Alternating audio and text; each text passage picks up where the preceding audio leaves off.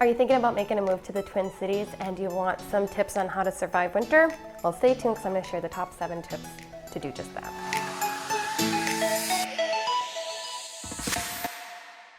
Tip number 1, wear the right clothing. I had a $20 jacket from the thrift store and it lasted me a good amount of time, and it's just not enough anymore. Spend the money on a nice insulated jacket. It will be worth it, I promise. You're going to want to also get some insulated and waterproof boots, and if they are a little bit higher, that could be better so that snow doesn't get stuck in your boots. You're also going to want to get a hat. I highly suggest getting one made of alpaca fur because that shit is so warm. You can also do wool, but I just find that to be really itchy. In addition to that, get yourself a scarf and either mittens or gloves. Personally, I prefer mittens because it keeps all my fingers together and they stay warmer, but also get some alpaca or wool socks, and if you're really a freeze baby like I am, get some long underwear.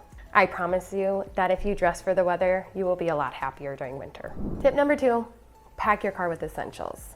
This would include a phone charger, a first aid kit, some blankets, maybe a below zero sleeping bag, one of those portable chargers in case your car doesn't charge your phone when it's off.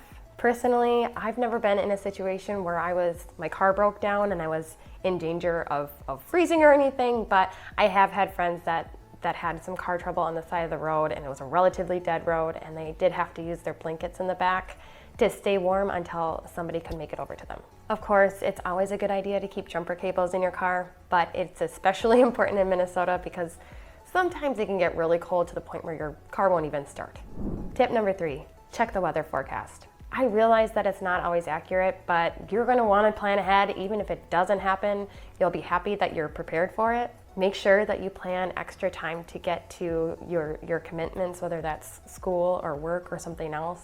A lot of the Twin Cities is really good at deploying plows when snow hits, but we have really big snowstorms here, and sometimes it's coming down so fast that they just can't even keep up. Also, do yourself a favor and don't wait to get gas until the morning. Look out for your future self and just get gas when you're at like a quarter tank, and you'll be very, very grateful that you did. Now, it needs to be like -100 for gas to freeze, but it can be damaging to your engine to use your vehicle when you're low on fuel in extreme temperatures. Tip number 4, check your parking rules. Every city is going to have a different set of rules, and if you plan to live in Minneapolis, get the snow emergency app. That will tell you when a snow emergency is declared and also what the parking rules are for the next few days. I lived in downtown Minneapolis in 2011, and that was before they got the app, and my car was towed 6 times. I realize I'm much older and wiser now, but definitely check your parking rules because that is not cheap. Tip number 5, find some winter activities to enjoy. If you already are into skiing or snowboarding, you can go snow tubing if you don't know how to do those. Really anything, do anything outside, just because winters can last so long here that if you find something to do outside during that period of time, it will definitely help with your mental health. If you're like me and you just want to like winter activities, but you just really don't like the cold, then make sure to plan your vacations in the winter time so you can at least get a little break from it. Tip number 6, get a light therapy box. I'll start off by saying talk to your therapist or healthcare provider before you do this, but this is supposed to help with seasonal affective disorder. If you don't know what seasonal affective disorder, it's depression that's associated with winter caused by the lack of sunlight. A light therapy box could be helpful to get you through the season. Tip number 7, and the number 1 tip in my opinion, is get a remote car starter. Seriously, getting a car starter will be one of the best things you can do in the winter. You don't have to go into a cold car. If your car is just caked with ice, then you just turn it on and defrost it a bit. So you're still gonna have to scrape, but at least it'll be easier.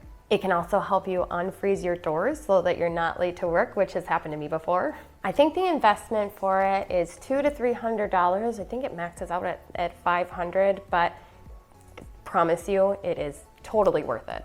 If you are thinking about making a move to the Twin Cities, reach out to me, give me a call, send me a text or email. I would love to help you make the move here. Preferably not in winter, but I will still do that. If you're from Minnesota, I would love to hear what some of your insider tips are, and if you're not, I hope you feel just slightly more prepared for a Minnesota winter. Thank you for watching. Please hit that like button if you found this video helpful, and just be sure to watch my video where I talk about the pros and cons to living here.